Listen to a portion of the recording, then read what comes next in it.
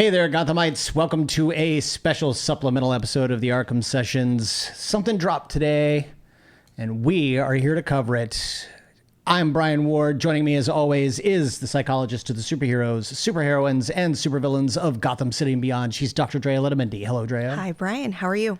You know, I'm okay. I didn't expect to record anything tonight, but our dear friend Antonio sent us a text message and said, hey, could you maybe talk about the new Lanterns trailer that dropped on YouTube and HBO and all the socials, all those places today? And I said, there's a new Lanterns trailer that dropped today? Yes, we can do that. And so we put everything together, and now we are going to discuss Lanterns. Okay. I need to say this. It's in the Matt Reeves universe. Okay. No, I'm just kidding. No. I really don't know where this sits with the James Gunn universe. Yeah. I imagine this fits right in with the recent 2025 Superman film. Mm-hmm. We were introduced to some characters. It was pretty awesome. I have to say,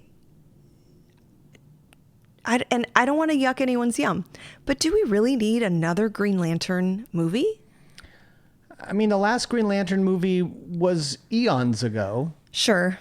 This story, I did see at least part of the first teaser trailer that came out that HBO Max released some time ago. I really don't know anything else about this movie. I know that it's Kyle Chandler as Hal Jordan, which I'm very excited about.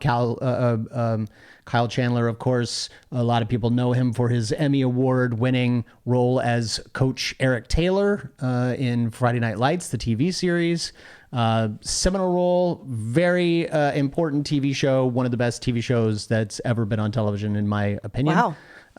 Okay. And by the way, that's an opinion that is held by many a TV writer, regardless of how much football you do or don't love. It's just a really, really well-made show. I am not familiar with the gentleman, Aaron Pierre, who's playing John Stewart. I did look him up momentarily just to see if there's anything that I knew him from. He may have been on a couple of shows that I have watched, but I have no recollection of him. So he's a fresh face to me. And that's kind of really all I know about this version of the Green Lantern story. And the fact that it's just called Lanterns. That's promising, though. And I say that because I don't think we've had a live action Jessica Cruz. We've had some voice actors show up as Jessica Cruz in some Justice League animated films, and I think even in one of the Lego films. And I could be wrong on this. Let me know if I am. But here's an opportunity to have an actual live action Jessica Cruz, who I think so you're saying that because it's called Lanterns, you're hoping to see a lot more Lanterns. Now, is she in the trailer? I don't think so, but I've got to say she's definitely in the movie. And this is a character. TV series. It's a TV series. This is a TV series? Yes. It's an HBO Max TV series that I believe, that's what I think is true. Okay. I don't think it's a single film. I think we're going to get a series. And I think it's basically going to be, if it's Hal Jordan and Jon Stewart both, we're probably going to be getting like a Jon Stewart origin story. So it could still happen, but for a TV series, you got to write her in. And this is a character who isn't really showcased enough. I feel like people sleep on this character. She's definitely a powerhouse in terms of her backstory and the potential for her to be just front and center. I'm not expecting her to be by any means like a main character, but here's you hope a character they at least introduce her so that we can get the promise of her becoming one of the Lanterns at some point. I think for me, I'm more interested in the fact that it's simply called Lanterns and not Green Lanterns, which might imply that we're going to get yellow lanterns, red lanterns, black lanterns. We could be seeing a number of different color of lanterns And so I'm interested. All of this is speculation. As we mentioned in our Clayface trailer reactions, we do not spend any time whatsoever on the interwebs when it comes to geeky news and information. We don't scour the net for it. I do keep up with a few things. And of course, I know some of the things coming up. I really am showing myself when I say I totally thought this was a trailer for a movie. So... Well, it's going to be a high quality picture, I think is what you're saying it will maybe be, I don't know. I'm interested. All right. But who knows? We've not seen the trailer yet. So let's check it out. Okay. Here we go. This ring, it's the greatest weapon in the universe. When and if to use it, that's the whole ball game, Junior.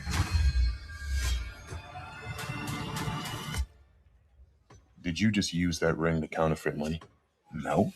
Yes, he did. That's a very Hal Jordan move. Tell me how you got it. The ring. You know how I got it. I sure as hell didn't interview for it. Oh, well, shit, maybe you should have. Power like that, shouldn't you have to work for it? Right? I've been doing this since you were a baby. The only way you're gonna get this ring is over my dead fucking body. I think he likes me. Okay. Everybody is lying to us. You're not leaving here until we find out what they're hiding. Who's that? Dangerous part of the job. Garrett Dillahunt. To be fearless. How are you chosen for this? It's only one question. Are you afraid?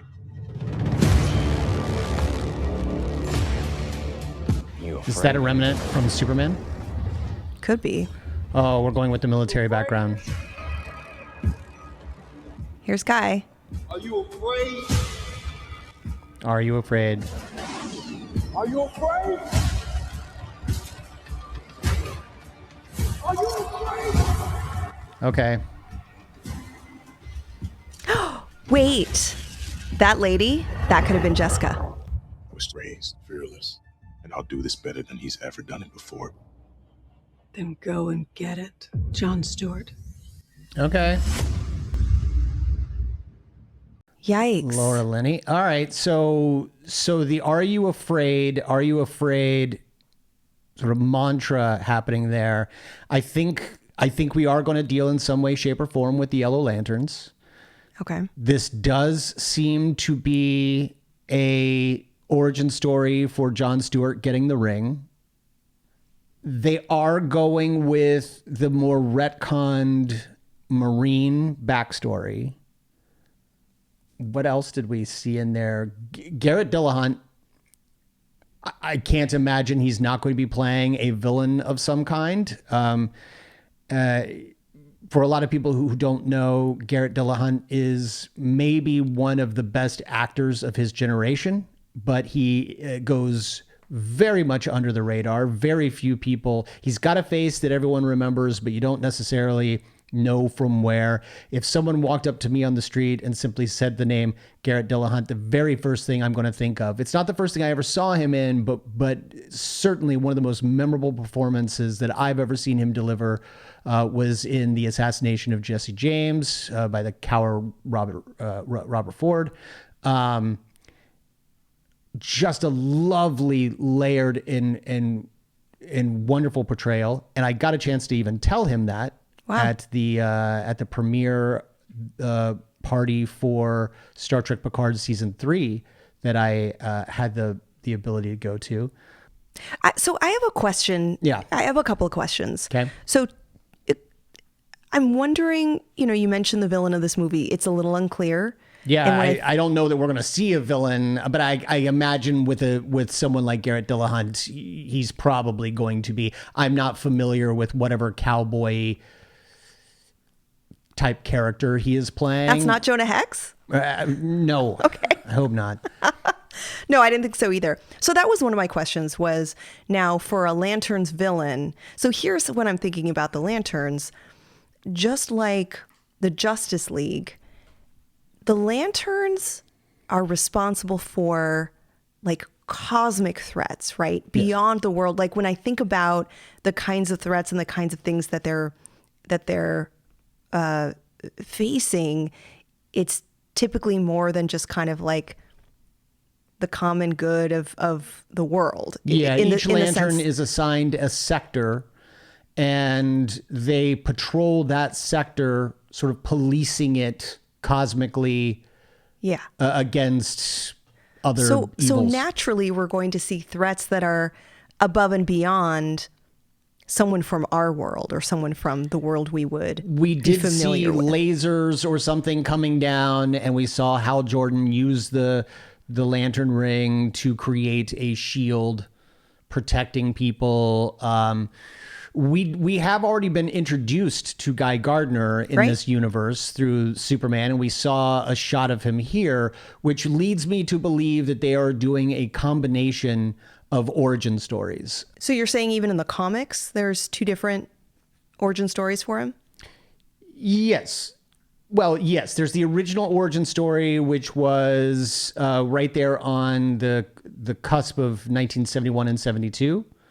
Neil Adams created Jon Stewart specifically because he wanted a strong black character to be represented in comics, which he didn't feel like there was good representation for black characters. And so he went to his then editor-in-chief, Julie Schwartz, and said that, he felt like due to the number of black people in the world, they should be represented in the Green Lantern Corps. Sure. And so Julie Schwartz said, go for it, create this character. And Neil decided that he wanted a character that was college educated. He wanted so he made him college educated, an architect, and very political. So he basically gave him this black power mentality of politics. And what I'm seeing in this trailer is Hal Jordan's reaction to him in 1971 when he was created.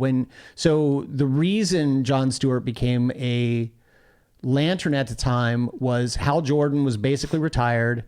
Guy Gardner had taken over as the Green Lantern and had been hit by a car trying to protect a civilian.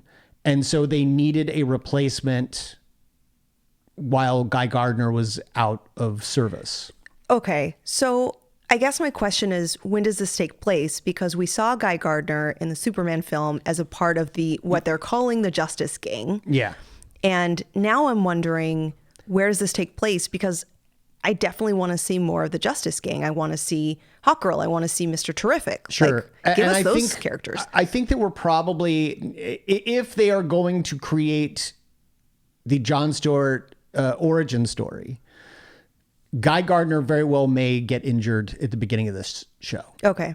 And he might be out for a little bit. Got it. And that doesn't mean we won't see Hawkgirl or Mr. Terrific. It simply means Guy Gardner might not be a Lantern in this series beyond a little bit of a cameo. He gets hurt. The Guardians of the Universe, not to be confused with the Guardians of the Galaxy, then choose Jon Stewart, and they have Hal Jordan go and recruit him and train him. Now, what I like is Hal Jordan clearly doesn't like him. And he didn't in 1971-72. There was, in fact, the first time he saw him on the street, he was protecting some African-American folks from police officers. And Hal Jordan, being, a white guy, felt like John did not show the respect to the police officers that he should have, and didn't like him as a Lantern. And the Guardians of the Universe said, well, we don't really care what you think. We have selected him because he meets all the qualifications. And by the way, I remember, I don't remember the exact quote, but I do remember the two words that they used. Your petty bigotries aside. And so it was a great opportunity for them to tell a good civil rights story in 1971, 72. Over the time, Jon Stewart has been retconned as having been a Marine, and we are clearly getting that origin story here as we saw him in uniform and being asked if he's afraid and all that stuff. So my hope is that at the very least they're going to mash the two together and we will get a good solid origin story for Jon Stewart and Hal Jordan's relationship together. So the Are You Afraid theme is really interesting to me because again, total speculation, if that figure that we see from the back of the woman with the long brown hair watching the vehicle on fire, if that's Jessica Cruz, her whole backstory is overcoming fear. She has, in the comics, in her origin, 2012, 2013, she was written as a Green Lantern with severe anxiety and PTSD. This wasn't assumed. This wasn't like read between the lines. It was written into her character. And the Are You Afraid theme that comes up and builds up at the end of this trailer makes me wonder, is that also, sort of lending some hints or suggesting that she's going to be a part of the story. And the reason I wondered if that was her is that she's looking at a vehicle on fire. Now, what I remember is that her family died not from, well, I originally misremembered and I thought, oh, was it a vehicular accident? And maybe they rewrote it as such because it's an easier story. Sorry to say this, but that kind of trauma is a little bit, quote, easier to write into like a television series versus what I think actually happens in the comics is something more complicated with like mobsters and targeted assaults and things like that, which could create kind of a cool like Daredevil Born Again backstory. But I don't think this is about her. I think this is about Hal and John. Yeah. So a part of me hopes that maybe there's an element there that introduces her and her origin story. Yeah. Who knows? I'm not sure if you know a lot about the Green Lantern Corps. Basically, their arch enemies are the Yellow Lanterns, and they are the Lanterns of Fear. Yeah. And so at the very least, we're getting a heavy implication that Hal and John are going to have to take on the Yellow Lanterns in some way. Maybe they're going to go ahead and cast Sinestro as a lead villain, but it seems a little early for me to cast such a pivotal Isn't villain. Sinestro kind of a major feature film villain, not a television series villain? I mean, I guess that it just all depends on what the plan is for the Lanterns. Like, are the Lanterns going to continue to be major feature film characters, or are they going to simply exist in the universe, but it's a bigger universe out there? Who was the villain? It was Parallax? Sinestro and Parallax were villains of the original movie. Right, okay. Of the movie. Sinestro okay. starts out as a Green Lantern. That's and then basically takes the Yellow Ring and becomes the leader of the Yellow Lanterns. And in the same way that Parallax is the embodiment of fear, there are other characters that, I think Io is the embodiment of willpower, which is the Green Lantern Corps' power. And yeah. But look, we're going to have the same conversation that we had with Clayface. This does look more grounded. This does seem to have a more realistic narrative with some familiar, recognizable storylines that we can relate to. It's not all happening in space. So I feel like they're trying to balance that. Again, wasn't a big reader of Green Lantern comics, but I know that they're more oriented toward interplanetary, interstellar, cosmic threats. And I don't know that I need to see that. So it seems like they're trying to make it more heartful, make it more interpersonal, and that relationship. And again, don't know Hal Jordan as well, but I don't remember him being so like hardened and stoic. Something must have happened. Yeah, I mean he is a very cocky character. The construct of the bill, the counterfeit bill in order to play the game is a very Hal Jordan move. They're treating this like a buddy cop show.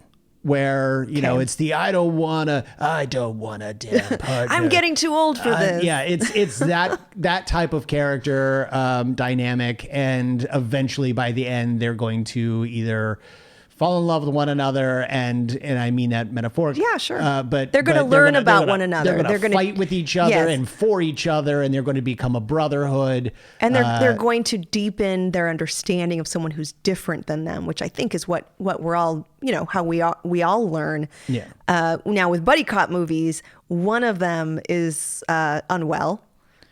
Well, that's the thing is Hal Jordan does have a significant history with having been unwell and corrupted and evil. There is a lot of death on Hal Jordan's hands. Okay. And so it's very possible that Hal has already gone through that here, and that could be why he's a little bitter at the world around him. We don't know. I welcome this, again. Didn't know that I needed lanterns, but what we've seen over on the Marvel side, especially with Punisher, especially with Daredevil Born Again, these shows are going hard. They're more violent. They're, I think they're written well. Their characters are complicated, psychologically especially. So I'm looking forward to it. And I kind of feel like there was an F word here and there, right, in this trailer. So I think they're kind of building into this being a harder show. Yeah. And I think there's an audience for it. So well, and he did drop the F-bomb during a line about "you'll get this ring over my dead body," which could simply be a turn of phrase, or maybe we're getting Blackest Night. Who knows? Okay. Like, I would love to see a bunch of Black Lantern, zombie, undead, evil versions of some of our favorite characters. That could be cool. I don't know. Let us know what you think in the comments below. Let us know what we got right. Let us know what we got wrong or what we may have missed. We're definitely open to hearing your thoughts and suggestions. Let us know if there's something we should read in order to be on top of our game when the show comes out in August. Either way, be sure to like this video and subscribe. Let us know what you think. And until our next trailer reaction that will inevitably drop suddenly and unexpectedly for us. I'm Brian Ward. I'm Dr. Drea Letamendi. And together we are the Arkham Sessions.